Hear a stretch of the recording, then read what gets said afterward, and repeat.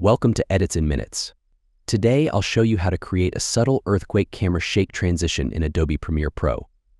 Let's get started. First, place the clips you want to transition between on the timeline.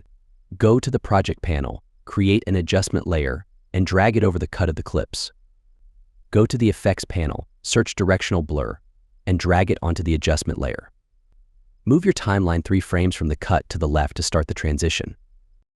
In the Effect Controls panel, click the stopwatch icon next to Direction and Blur Length. Move your timeline 1 frame forward and add a bit of blur, around 15 to 20. Do the same thing for Direction and set the values between 5 and 100.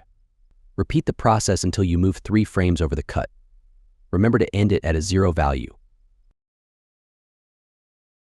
And that's it. A quick and subtle earthquake camera shake transition in Adobe Premiere Pro. Thanks for watching, and happy editing.